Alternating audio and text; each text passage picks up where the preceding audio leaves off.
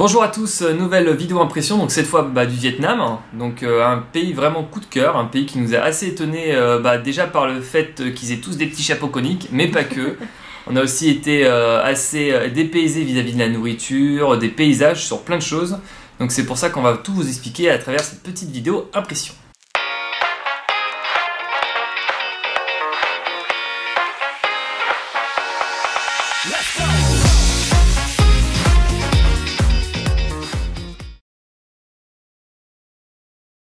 Alors au niveau du climat, le climat c'est un petit peu compliqué au Vietnam parce que tu sois au nord, au centre et au sud, tu n'auras pas du tout le même climat. Donc c'est un peu compliqué du coup quand tu fais qu'un seul voyage au Vietnam et que tu veux faire du nord au sud parce que tu n'auras pas vraiment de saison favorable où tu auras beau temps pendant tout ton séjour. Donc du coup, il faut savoir qu'au sud, en gros il faisait chaud, bon on avait jusqu'à 30 degrés à Ho Chi Minh, alors nous on était au mois de février. Par contre, plus tu montais vers le nord, plus il faisait froid et plus il faisait un temps un peu nuageux, pluvieux. Donc quand il faisait 30 degrés à Ho Chi Minh au mois de février, tu pouvais avoir des températures négatives tout au nord du Vietnam, notamment à Sapa, à Giang, que nous on n'a pas fait, mais voilà, des gens nous ont rapporté qu'il y avait des températures négatives à ce moment donné. Alors dans le sud, on a aussi eu un peu froid à Dalat. Alors Dalat parce que c'est en région montagneuse, donc qui dit altitude dit forcément baisse des températures. Donc pareil, on a été un peu choqués d'avoir aussi froid alors qu'on était quand même dans le sud du Vietnam. Donc c'est ça qui est difficile au Vietnam, c'est ces températures vraiment qui peuvent être très variables, qu'on soit du sud au nord. Mais bon, c'est comme ça, faut le savoir, il y a plusieurs saisons au Vietnam. Donc du coup, il faut s'habiller un petit peu en conséquence, et dans ses bagages, prévoir que tu vas avoir des moments où tu vas avoir chaud, donc que tu vas avoir des petits hauts, etc. Et d'autres moments où il faut prévoir la veste, le pull, etc. parce que tu peux avoir carrément froid pour le coup. Pour le coup, niveau météo, on a été plutôt chanceux, on a plutôt eu beau temps, alors notamment à Hue, où beaucoup de voyageurs nous ont rapporté le fait qu'il pleuvait tout le temps à Hue. Nous, on a eu vraiment un super beau temps, grand soleil, ciel bleu, donc on a vraiment été chanceux.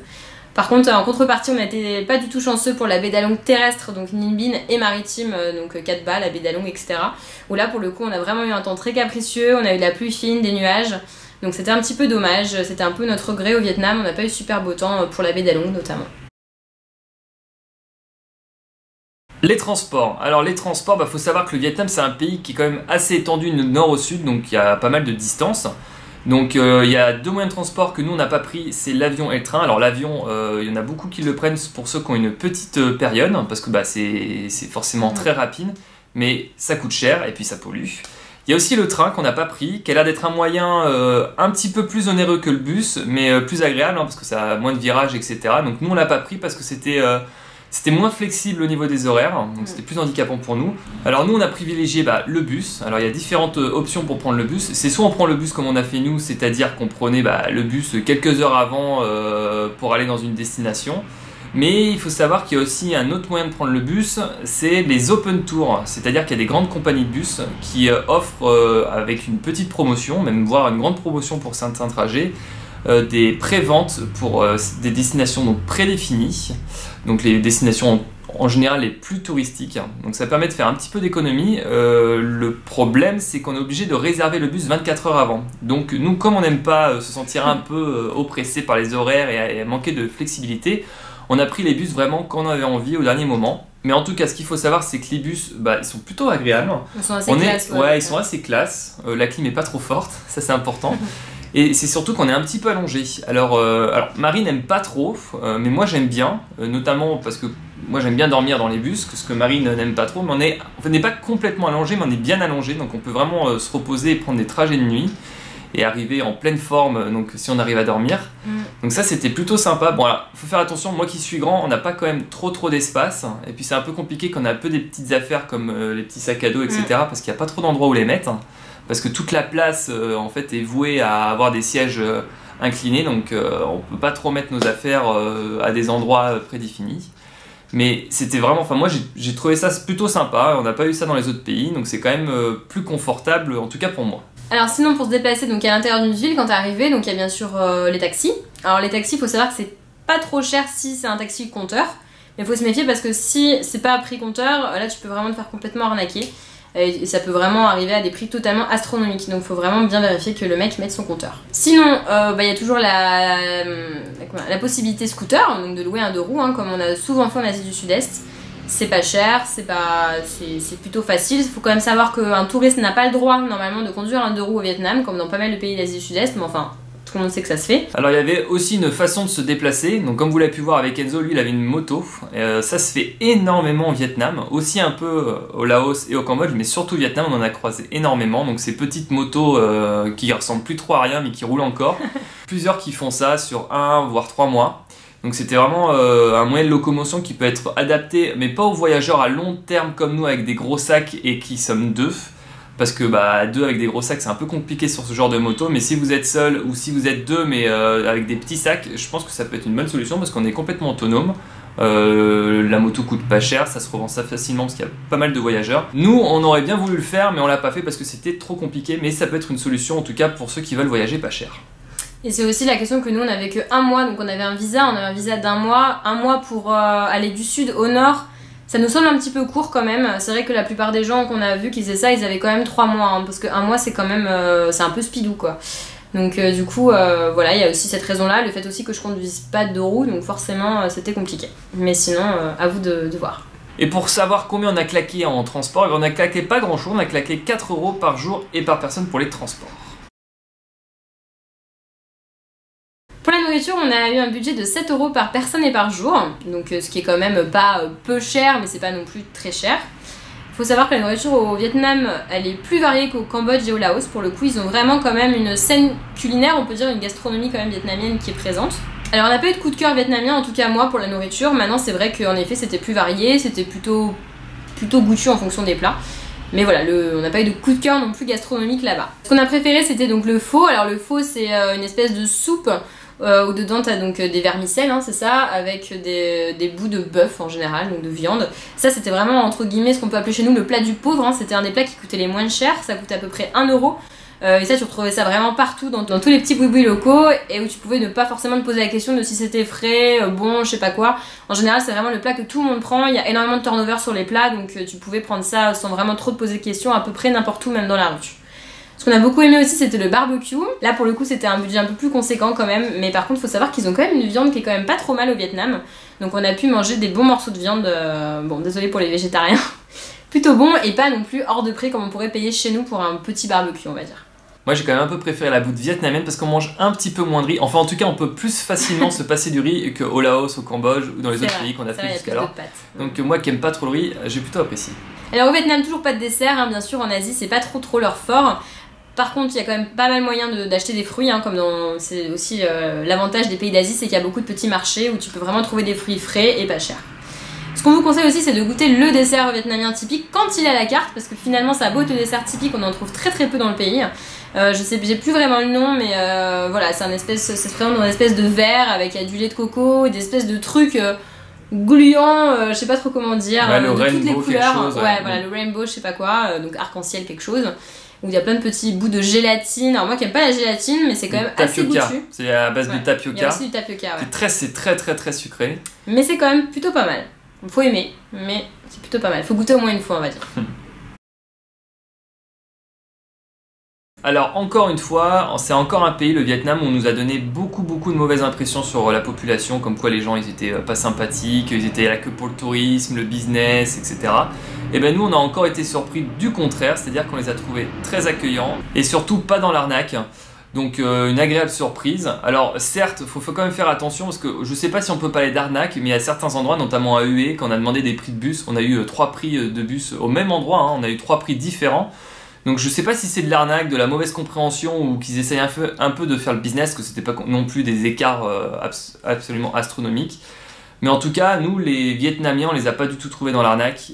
Certes un peu tournés vers le tourisme, mais c'est normal, c'est hyper touristique. Mais bon, on les a trouvés, enfin je sais pas ce que t'en penses, mais en tout cas hyper sympa, hyper accueillant, vraiment les Vietnamiens adorables quoi. Donc encore une mauvaise image donnée par certains, donc faites-vous votre propre avis. Alors au niveau des paysages au Vietnam, c'est un des points forts du Vietnam, hein, c'est que c'est un pays qui est tellement étendu en longueur, on va dire, qu'il y a une variété de paysages quand même assez exceptionnelle. Tu peux avoir des rizières absolument magnifiques, bon, que nous on n'a pas vu, mais au nord du pays.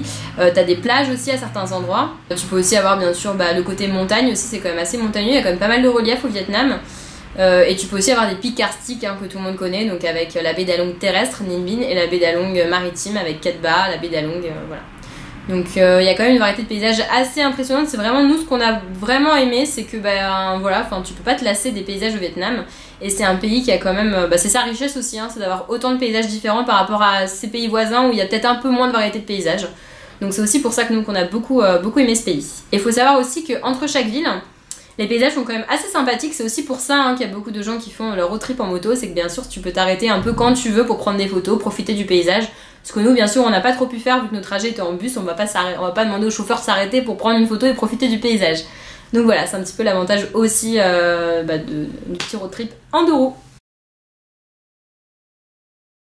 Le tourisme au Vietnam, c'est très touristique, ça faut le savoir. Le Vietnam, c'est connu pour être une destination très touristique, mais c'est pas un tourisme étouffant, avec pas mal d'espace entre guillemets pour pas se sentir avec tous les autres touristes. Il y a pas, je sais pas s'il y a un gros tourisme de masse, mais en tout cas, peut-être que le Vietnam est assez, étendu, voilà, pour que les touristes soient un peu éparpillés sur tout le territoire. Alors certes, il y a des endroits un petit peu plus touristiques que d'autres, notamment Hoi An, où là, c'est comme c'est un tout petit village, un peu ce petit avec Venise. Quelques petites ruelles, c'est comme si c'est comme Montmartre, quoi. Forcément, t'as un effet de masse gens, touristique, parce que forcément, il y a 3 rues, donc tous les touristes sont au même endroit. Mais sinon, Cat Ba, etc. Alors peut-être que nous, on était dans une période un peu moins touristique que d'autres, mais on s'est vraiment pas senti étouffé. En tout cas, l'avantage que ça soit un pays quand même assez touristique, c'est que c'est plutôt facile de faire du tourisme là-bas. C'est toutes les cartes au restaurant sont traduites, les trajets sont en anglais. Enfin, on peut facilement, si on parle un petit peu anglais, facilement s'organiser sur place. Les transports sont hyper bien organisés. Il y en a très régulièrement. Les gens sont très habitués à parler anglais. Les prix sont assez fixes et tout. Donc, franchement, c'est un pays qui est très facile, je pense, pour une première destination touristique, en tout cas en backpackers. Donc nous, ça nous a, c'était facile pour nous, c'était un peu comme des vacances, on s'est pas trop pris la tête comparé à d'autres pays comme le Laos ou la Birmanie. Au niveau du logement, on en a eu pour 6 € par personne et par jour. Il faut savoir qu'au Vietnam, il y a un gros éventail de choix dans les logements. Donc tu peux aller du cher au pas cher, donc c'est pratique, il y en a pour tous les porte-monnaies. Donc tu peux ne pas te ruiner au Vietnam, clairement, et même en mettant un petit prix, tu auras une chambre très très correcte. On n'a jamais eu une mauvaise surprise au Vietnam comparé à d'autres pays, donc un peu comme en Thaïlande en fait. Vu que c'est une région très touristique, je pense que les hôtels, etc., ils sont habitués donc aux touristes, ils ont assez d'apport d'argent assez régulier pour entretenir les locaux, donc c'est peut-être pour ça qu'on n'a jamais eu de mauvaises surprises comme au Laos ou le Cambodge où on a eu des mauvaises surprises, c'est peut-être pour ça. En tout cas, les logements, c'était plutôt agréable au Vietnam. Donc la sécurité au Vietnam, aucun souci, on s'est retrouvé encore une fois très safe, très en sécurité, on n'a pas eu de problème de vol, d'arnaque particulière, donc le Vietnam, c'est sécuritaire. Comme quasiment tous les pays d'Asie en fait, c'est vrai que c'est une constante des pays asiatiques, c'est que tu as l'impression qu'il n'y a pas vraiment de vol, qu'il n'y a pas vraiment de soucis, que toi en tant que touriste tu peux voyager tranquillement sans te préoccuper de ton sac avec tes affaires de valeur, etc. En tout cas en Asie on a très peu eu de retours de voyageurs qui flippaient, qui s'étaient fait voler des choses, contrairement à l'Amérique du Sud. Voilà, c'est quand même un continent on va dire assez safe. On a même de bonnes histoires, notamment Enzo qui avait oublié son passeport dans un hôtel, et la gérante de l'hôtel, très sympa, lui a carrément envoyé par courrier, donc ça montre un peu quand même au Vietnam qu'on peut faire un peu confiance à certaines personnes. Donc en fin de compte, notre budget a été respecté, on en a eu pour 22 € par personne et par jour, donc plutôt pas mal. Alors ce qu'on a aimé au Vietnam, Dalat, cette petite station balnéaire, même s'il faisait un peu froid là-haut, on a beaucoup aimé parce qu'il y a pas mal de choses à faire. On a pris notre petit scooter pour aller se promener à droite à gauche et ça c'était assez agréable, en plus c'était pas trop touristique, franchement on a beaucoup aimé Dalat. Alors ce qu'on a beaucoup aimé aussi, surtout moi, c'était mon petit coup de cœur vietnamien, c'était Hoi An. Alors c'est vrai qu'il y en a beaucoup qui la trouvent très touristique et c'est vrai, c'est très touristique. Moi ça m'a fait penser à un petit Venise vietnamien avec un charme qui opère toujours avec ses lampions de toutes les couleurs illuminés notamment le soir. Ça a beau être très touristique, je trouve que le charme opère toujours, c'est comme Venise, pareil, c'est blindé de touristes mais le charme opère toujours à Venise. Donc voilà, pour moi c'est mon petit coup de cœur vietnamien. On a beaucoup aimé Hue aussi avec ses tombeaux et cette fameuse cité impériale. Je sais pas pourquoi, mais le charme a vraiment opéré pour nous dans cette petite ville. On a beaucoup aimé la grotte de Phong Nha. Alors pour le coup elle coûtait assez cher, c'était une entrée touristique qui valait son prix dans les deux sens du terme. mais ça reste quand même la plus belle grotte qu'on ait vue jusqu'à présent pendant notre tour du monde. Elle était vraiment impressionnante et hyper bien aménagée. C'est vrai que le souci des grottes, c'est que parfois elles ont beau être belles, on pense notamment à la grotte du Laos, bah c'était pas du tout aménagé, tu voyais presque pas grand chose, t'étais juste avec ton petit, qu'on appelle ça, la petite frontale. Ta petite frontale pour voir. Et là pour le coup au Vietnam, bah, c'est certainement dû au fait que c'est touristique, qu'il y a de l'argent parce que l'entrée coûte très cher. Du coup c'est hyper aménagé les grottes de Phong Da, et du coup ben, c'est complètement éclairé partout. Et tu marches carrément, c'est carrément protégé parce que tu marches sur des, comment on appelle ça, sur un parcours en bois en fait pour protéger du coup la grotte et pour que toi tu marches de manière un peu plus safe aussi, parce que dans les grottes souvent tu glisses, etc.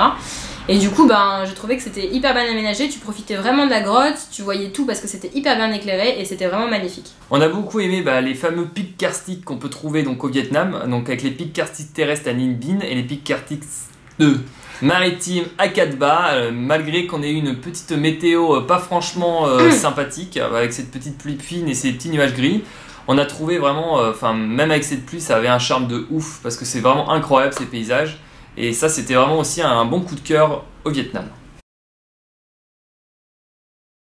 Ce qu'on a moins aimé au Vietnam, alors on a beaucoup moins aimé ces fameux marchés flottants. Alors je sais pas si c'était dû à une grosse baisse d'activité, mais on n'a pas trouvé ça incroyable. Il y avait 2, 3, 4 bateaux qui se battaient à vendre leur ananas. Nous, on n'a pas trouvé. Non mais franchement, on s'attendait vraiment à mieux. Alors peut-être que justement, on s'attendait à mieux.